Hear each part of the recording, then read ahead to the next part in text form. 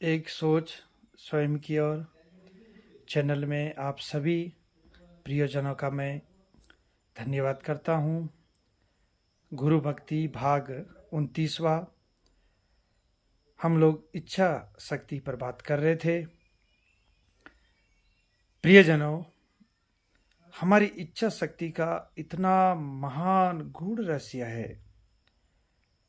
वास्तविकता में इच्छा को कोई समझ गया, उसे सब कुछ समझ में आ जाएगा। इच्छा ही दो विभाग में है, दो पक्ष में है। अखंड पक्ष में होती है तो अविनाशी, निर्भय और परम प्रकाश से विभूषित होती है। वो सभी भय से मुक्त हैं, सभी प्रपंच से मुक्त हैं। लेकिन जब वही इच्छा शक्ति विनाशी स्वभाव को प्राप्त होती है, कण कण खंड खंड को प्राप्त होती है, तो वही इच्छा शक्ति भय युक्त हो जाती है। निर्भय कभी नहीं हो सकती। निर्भय तो स्थिर होकर ही होती है। वो विनाशी है, क्षण क्षण भय को प्रकट करती है और अपनी ही रचना में स्वयं को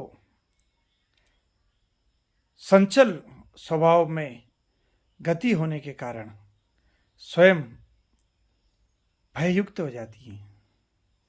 इसलिए हमारे महापुरुषों ने, ज्ञानी जनों ने, अनुभवियों ने कहा है कि अगर निर्भय होना चाहते हो तो स्वयं के भीतर अखंड स्थिरता में लौटना पड़ेगा। खंड से अखंड होना पड़ेगा, विराट होना पड़ेगा।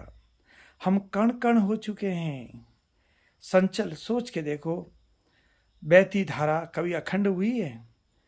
स्थिर रुकी धारा अखंड हुई है। बहती धारा तो क्षण क्षण टूटती जा रही है, कण कण खंड खंड होती जा रही है।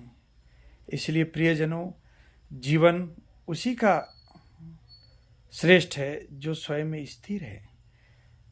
उनका जीवन कभी श्रेष्ठ नहीं हुआ जो स्वयं संचल को प्राप्त अवस्था में, जीव अवस्था संचल है और अविनाशी परम अवस्था अखंड में है।